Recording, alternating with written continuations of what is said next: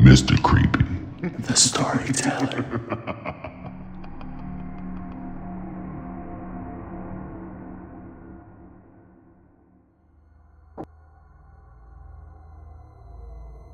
I shook my head in disbelief. Wait. Can you repeat that? My father rolled his eyes. It's not as weird as it seemed, Maggie. I promise. I put my socks on, covering up the birthmark on my left ankle that was shaped like an heart. I was embarrassed about it while growing up, but before, my father told me that birthmarks were like kisses from angels. It made me feel unique and special. He always knew what to say to comfort my anxieties. But now, I know that my father was the only one that should have felt anxious. See, what he was proposing was crazy. Dad, people you haven't seen in 20 years are giving you $25,000 to come to dinner? That seems weird because it is. My father slowly got to his feet from the chair in my room. He leaned against my dresser. See, he was out of breath from just that simple movement. He has been in poor health lately, especially since my mom died last year. My mom, Martha, she had helped him during the initial phase of his decline, but since her death, my dad hadn't been doing too well, haven't been taking care of himself. So I moved in with him to help around the house and drive him to doctor's visits, not to mention keeping him company with jokes and stories. It's the least I can do, right? As his daughter. Looking out for him was my duty, and yeah. That's why I demanded he skip this dinner party. Like, it's hosted across the country. He grabbed my hand, and the warmth, it reminded me of the fun memories I had of him.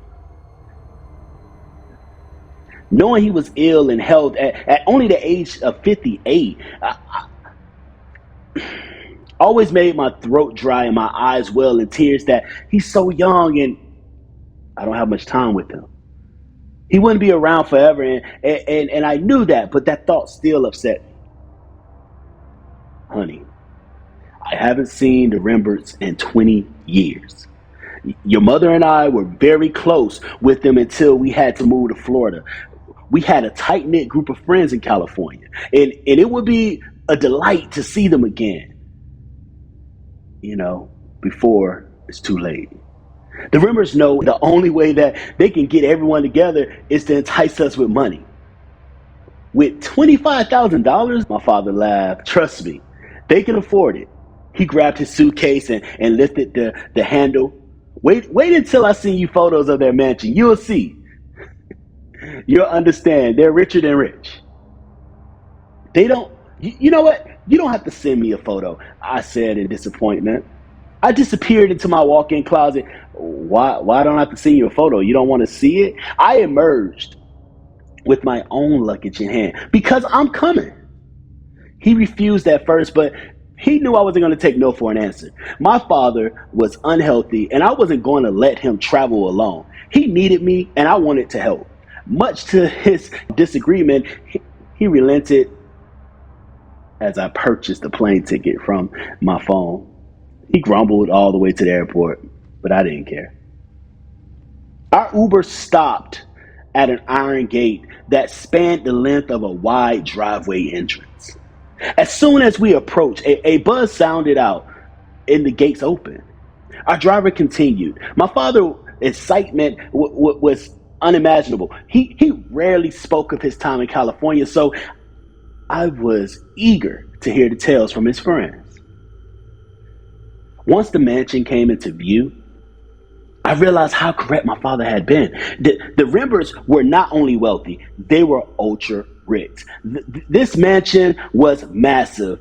It was bigger than massive. It made massive look small. Lush landscaping turned the area into a beautiful oasis. Money certainly was not an issue for them.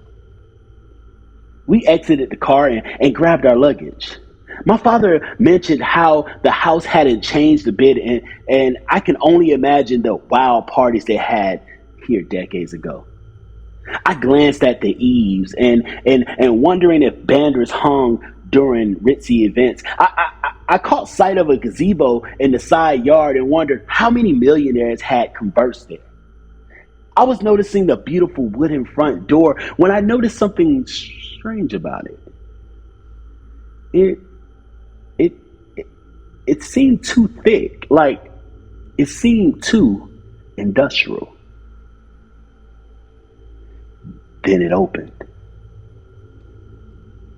A man and a woman appeared at the front porch, and they were well dressed and had an air of class about them. They greeted us with wide smiles. Thomas, the man said to my father, so glad to see you after all these years. We've missed that electric personality of yours.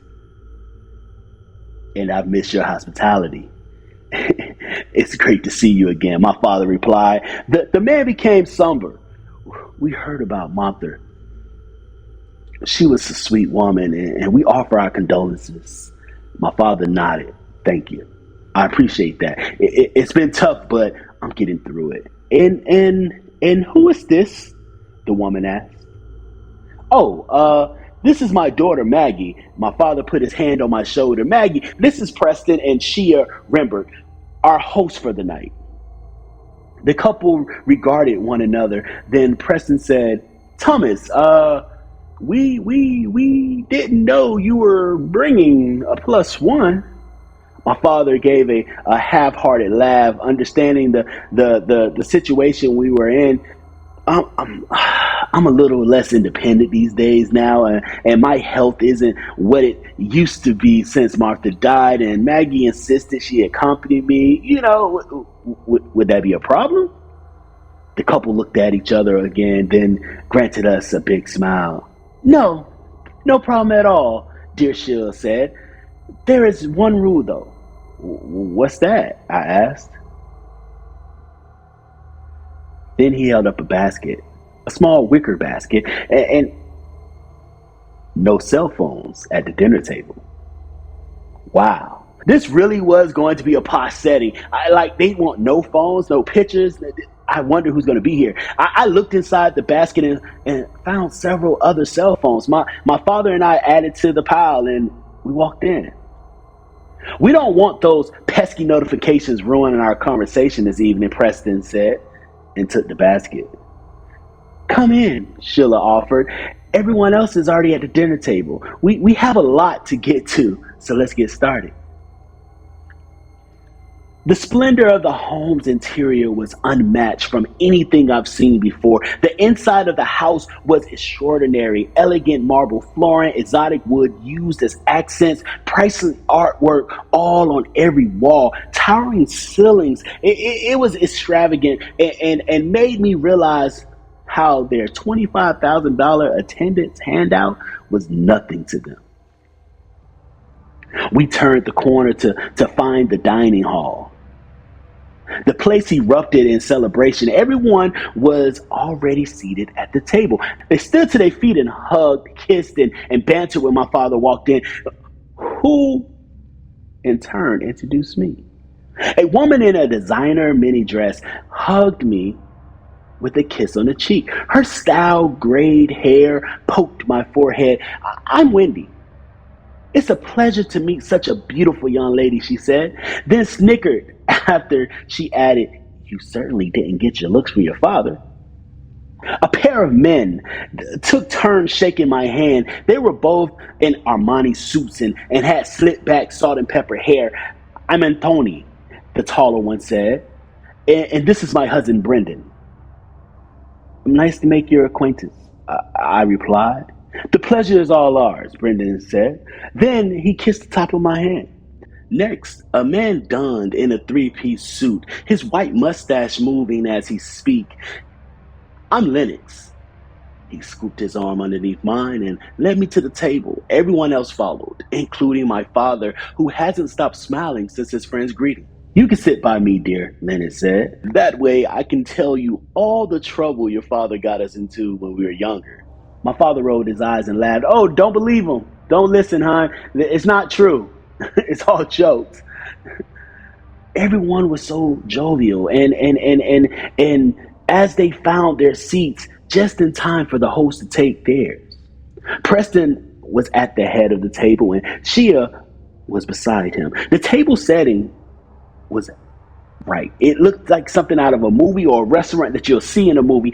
Luxury tableware set in front of each guest. Crystal glasses sparkled from the overhang chandelier. Two windows flooded in the area with natural light, which was supplemented by wall lamps. Everything was lavish. The opposite side of the room was grand as well. Blocks of granite stone formed a vast fireplace. However, there was no fire. The pit was charred from use long ago, but with modern heating systems, it made sense. The fireplace was mostly, cosmetic now. Still, it gave a sense of friendly warmth in the area. Wendy held up a glass. Do tell one of your servers to hurry with the wine. My tongue is dry. I doubt it, Lennox replied, and gaining laughter from everyone except the host. Then Anthony pointed to my father with his own remarks. No alcohol for old Thomas. You know how wild he gets once a buzz settles in his gut. My father blushed and came back with retort. How many times have I caught you and Brendan making out after a few cocktails? Brendan laughed and put his hand on his husband's thigh. Hey, don't put any ideas into our heads or this party might turn nostalgic. Everyone laughed again, except the host. They haven't laughed yet since we sat at the table. Preston Rembert stood up and the conversation just stopped. It was clear that something serious was on his mind. His demeanor was in stark contrast to the high spirits of his guests. My dear friends, Shia and I have invited you here for a very special occasion. The most special occasion of all our lives, and I looked at my father and his smile was radiant. Preston continued, our friendship with each of you has impacted our lives in many ways. Most positive, he looked down at the table, but some negative. Shia looked at her smartwatch. She held up 2 fingers to her husband. I thought, that's kind of odd. Your memories of this occasion may have been lost with time, but today marks the 20th anniversary of the disappearance of our dear Madeline when she was only 2 years old. Your sympathy and assistance during the first year helped Shia and I keep our sanity. We have nothing to say but thank you. Shia held up one finger to her husband, like some kind of countdown. However, since that time, the police have never found our child. The night of her disappearance, we hosted a party in which all of you attended.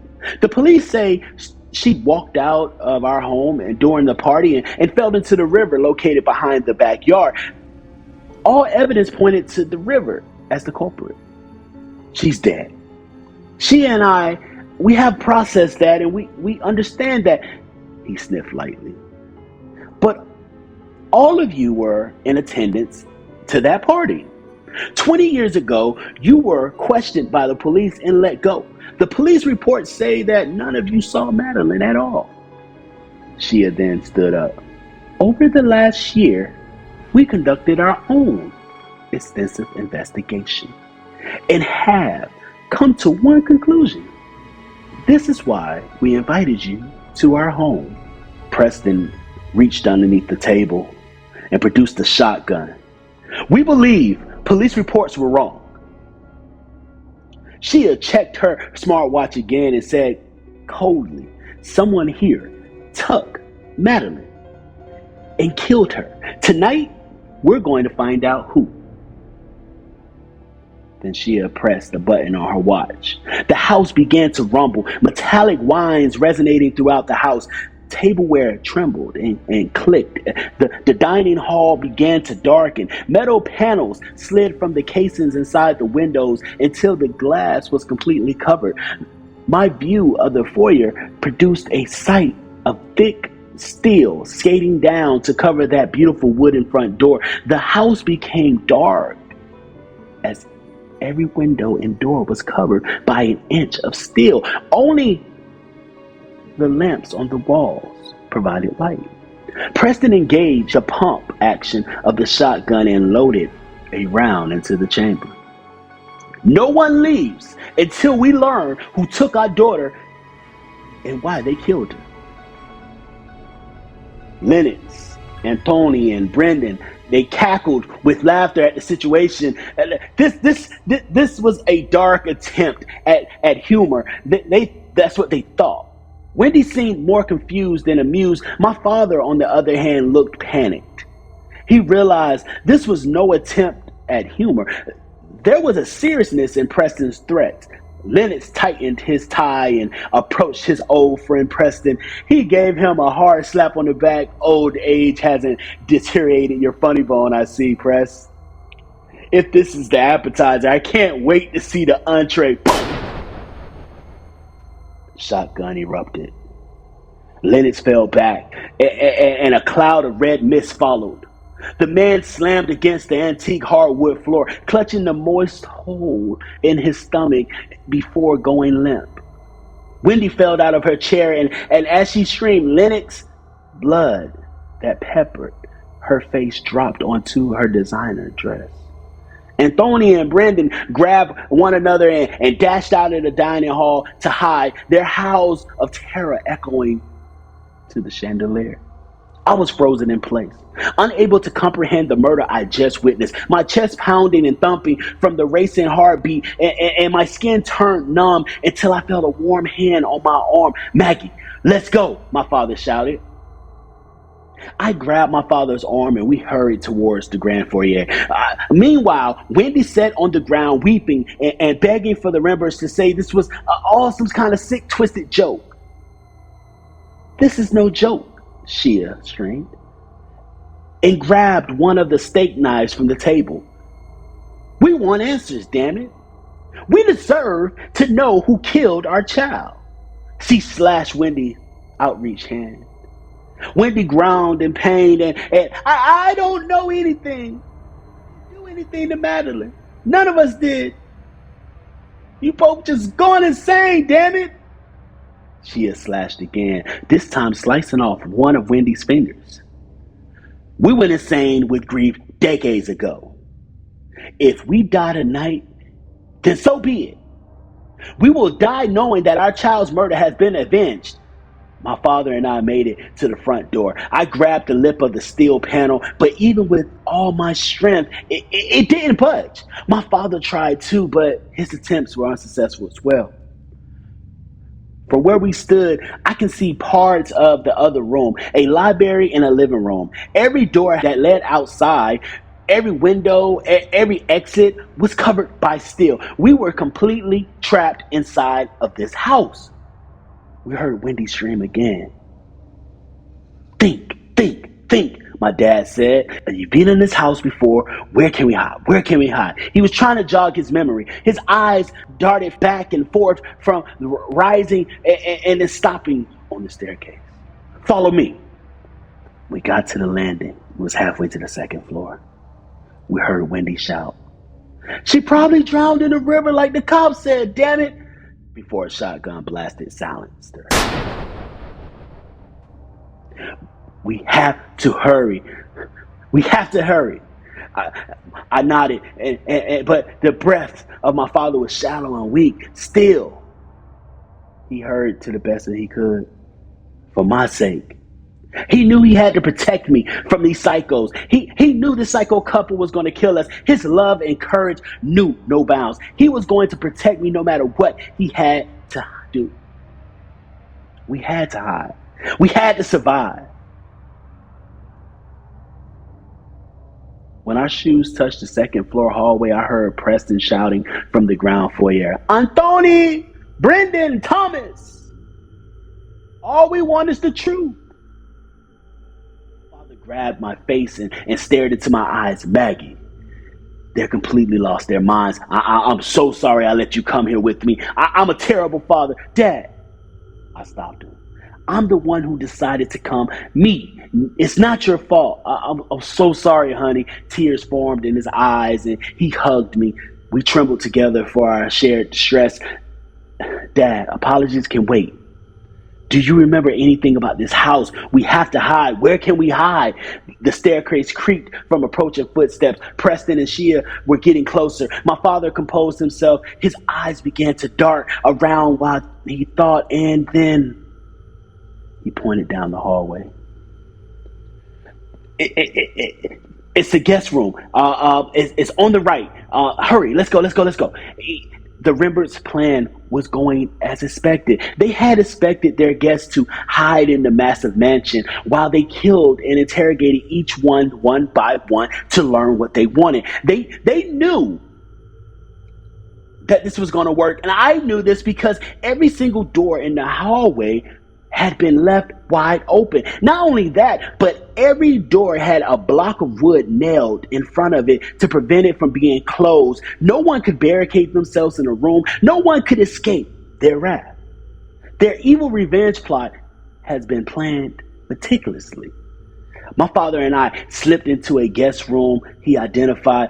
Thank God it's still here, he said, and pulled me into the corner next to an antique folding screen, a partition screen in old movies behind, which women would change their clothes. We crouched behind it and remained as silent as possible.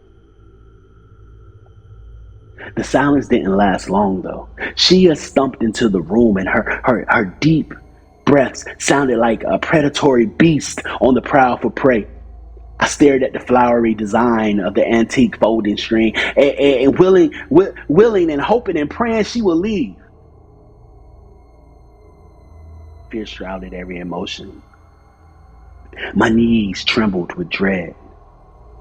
I felt so stupid for giving up my cell phone when we first arrived. I felt so stupid for not pushing harder for my father to skip this friendly dinner. And now the $25,000 handout made much more sense. My father was correct. It was the only enticement their friends would take, just to show up. Only the Rembrandts used it as bait. A shrill noise sliced its way through the room when Sheila let the blade of the knife skip on the old wood walls of the guest room. Is anyone in here? She whispered. If your lips won't confess, then maybe my knife will do the trick. I heard her get to her knees and search underneath the bed. I heard the closet door open before she slashed madly in empty clothes. Then, there is no way out, my dear friends. We planned this for years. Our assets are closed and our house is a prison. Your prison. Show yourself and tell us the truth. That's all we ask. Then her footsteps were coming to the folding screen. The volume of her frantic breathing grew louder and louder and louder. A hand grabbed onto the top of the folding screen and clenched. So I clenched my fist. I wasn't going down without a fucking fight. The shotgun discharged again, this time from down the long hallway. Somebody laughed, then someone screamed, "You killed him! You killed my Anthony!" Shia ran towards the source of the screaming. My father and I took a collective breath and came out from the security of the partition. We had to change hideouts while the Rembrandts' attention was elsewhere. We padded into the hallway and started our trek back towards the staircase. In one of the rooms at the far end of the hall, we heard Brendan roaring, "You killed my husband! How could you do this? Preston, we are your friends. We trusted you. And we trusted all of you. But one of you betrayed us. Now all of you will suffer unless the predator confesses. We did nothing wrong. I promise you. None of us did anything wrong. We loved you and your family." Shia and I decided we will go to our graves tonight to find out the truth. And if we bring everyone with us, then so be it. A gunshot ripped through the hallway as my father and I descended the staircase. The Rembrandts had killed another one of their friends. The house was completely closed. We were trapped like rats in a maze. No, not rats in a maze. We were trapped like rats in a maze that also contained two snakes. We were prey to the Rembrandts. And it was clear to me that no matter how hard someone begged or even told the truth, the insane couple was killing everyone. They made up their minds already to perform this barbaric slaughter. Once again, my father took his time on the stairs. I wanted to pick him up and carry him so we can have more time to hide, but he was a large man and I couldn't do it. We were almost to the landing when he tripped. He landed hard on his leg. His stream of pain was terrible, but it paled in comparison to the crack I heard. His leg was bent in an irregular angle. He crawled to the next step, but halted his progress from the pain radiating from his broken bone. I fell down next to my father. Tears poured out while I pled with him and willed him just to get up. Just keep fighting. I wasn't going to lose my father. Not like this. Wiping away the tears with his thumb. Maggie, you have to hide. I can bid you some time, but you have to hide. I shook my head. Absolutely not. I'm not leaving you. Maggie, look at me. Look at me, damn it. I did. It's okay. If this is the end for me, then I'm okay with that. But I can't lose you. I'm ready to see your mother again. But I can't lose you. My sobbing refused to stop until he grabbed me and held me tightly. The warmth of his embrace brought all fond memories I had of him. He held me like he knew this was the last time I would ever see him. I love you, Maggie, he told me. Go hide. I'll hold him off as long as possible. I love you. I'm scared, Dad. You'll be okay. He touched my ankle, the place where my heart-shaped birthmark was. You were kissed by an angel. Remember that. Your angel will protect you. My father pushed me away. Run, damn it. Run and hide. My heart told me to stay to protect my father, even if it cost me my life. But my brain told me to run, to not let his sacrifice be in vain. He was a protector. He was willing to risk his life for his daughter. I did as my protector wanted and ran down the stairs and into the dining hall. I had to find a place to hide. Under the table. No. That's too visible. Behind the china cabinet. No. They will see my feet. Should I grab a knife and defend myself? Fuck, a knife isn't any good against a damn shotgun. Then I spotted the fireplace. I crouched into the fireplace and I used an old iron to lift myself up. I climbed into the cavity of the chimney. The granite blocks in the chimney allowed handholds, so I hoisted myself up and out of sight. Then I saw moonlight above. The Rembrandts didn't think to close off the chimney. This was my only opportunity. I strained my leg muscles to coordinate with my arms to lift myself higher, 4 feet above the ground, 5 feet above the ground. And then there was an obstacle. Something hindered my progress, but I stopped when I heard my father's voice. Why are you doing this? He said from his position on the staircase landing. His voice was so far away that it barely was above a whisper to me. We decided that our acceptance of Madeline's death is not enough, Sheila answered. We want answers, damn it. We poured over every possible explanation that night, and our conclusion was simple. Someone at our party killed our daughter. But everyone is dead now. Isn't that enough for you? He asked. Not everyone, Preston said, and pumped the shotgun again. Are you going to confess, Thomas? Did you kill our Madeline? I would never kill a child. my father screamed. None of us would. Why would you think we would kill a child? He was biding time, just like he said he would. I used leverage to ascend higher towards the heavenly pale glow of the freedom above, but there was something in my way. Was it a grate? Had the Rembrandts installed a steel grate so no one could escape? Shia and I knew that this was a possibility, I heard Preston explain. We predicted that none of you would confess before the night was over. 20 years of lies can instill determination in people, you know? So we agreed that this was satisfactory, that this conclusion was good enough. We know that one of you murdered Madeline. And if we have to kill all of you to kill the one responsible, then so be it. Think of Madeline, my father said. Would she want you to do this? She spoke in a cold tone. If Madeline was here, then we would ask her. But she's not, Preston said. Then Preston shot my father. My entire body seized from the loud blast. I almost fell out of the chimney from the heartbreak of knowing my father was dead. I'll never get to hear his voice again. Never feel the warmth of his embrace again. I was a sobbing mess. But I continued up that chimney, pressing against the obstacles hidden in the darkness. I continued even when I heard the Rembrandts arrive into the dining hall. I wasn't their friend and had no idea who killed their daughter, but I knew they wouldn't leave me alive.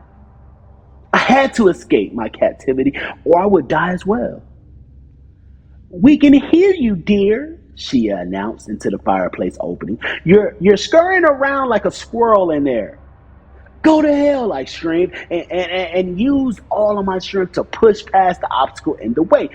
Whatever it was crumbled from the force and fell down the chimney. Then my hand slipped and I fell too. I landed hard on the chimney floor.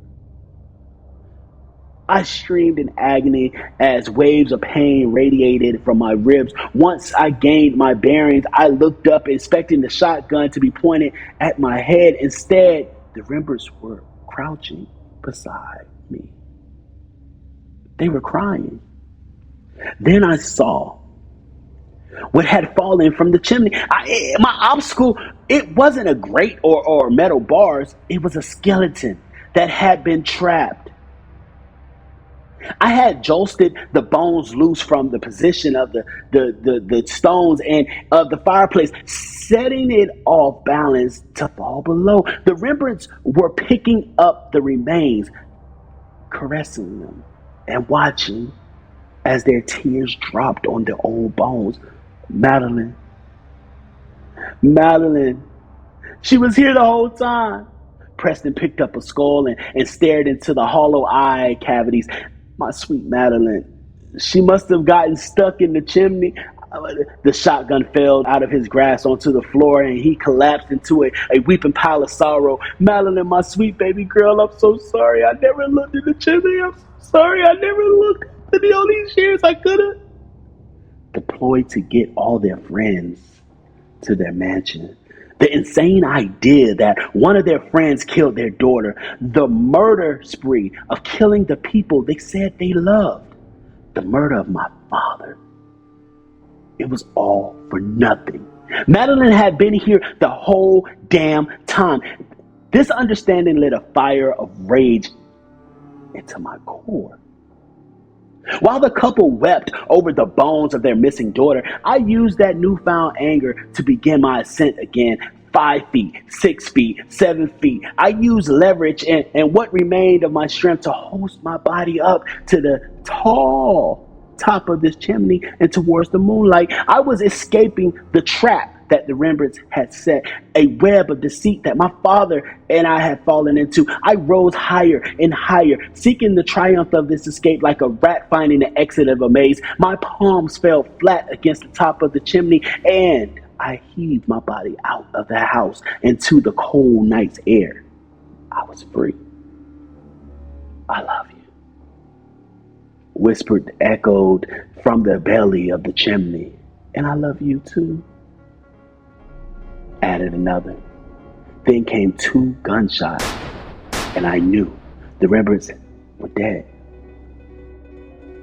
Conquering my fears and making my way down to the ground took some time, but I was aided with a large vine fence, and I sprinted down the driveway, then down the road until I found the nearest mailbox. From there, I ran to the neighbor's home and pounded on the door.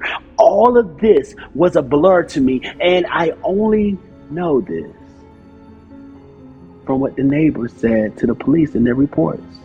They only called the police because every question they asked me was answered in an uncontrollable stream. The sun came up and I found myself back in the driveway of the Rembrandts. I sat on the back of an ambulance, wrapped in a thick blanket to help with the shock. A dozen of police cars were scattered around the circle driveway. I was questioned, then examined for injuries, then questioned again. I watched as a team of professionals used commercial-grade equipment to cut through the steel behind the front door, just to gain entrance. A SWAT team barged in once the door was open. They found the scene just as I described. Then they began to collect evidence.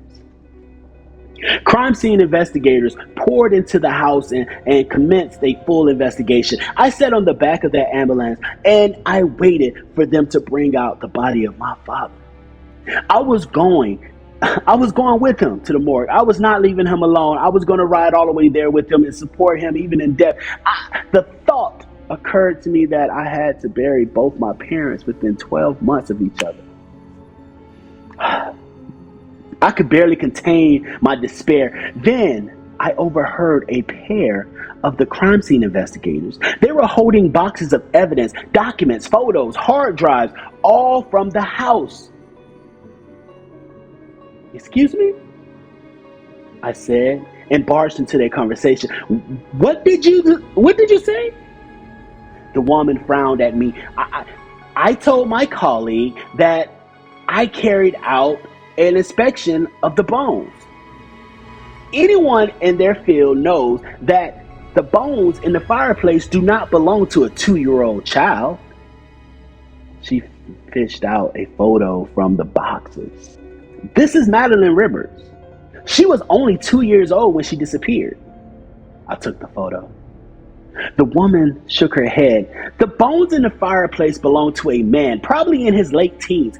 Possibly someone who was hired to clean the chimney decades ago. Whoever it was got stuck and died. The bones are clearly too large to belong to a 2-year-old. Her words seemed muted to me. I heard them, but I didn't understand them. All my focus was on the photograph of Madeline. See, she was in a cute little blue dress with a bow on her head. Her legs dangled from the chair she sat on. It was the same kind of chair that was at the table in the Rembrandts dining hall. She wore no shoes and had a wide smile on her face. But my eyes was drawn and noticed that she also had a heart-shaped birthmark on her left ankle. I was Madeline.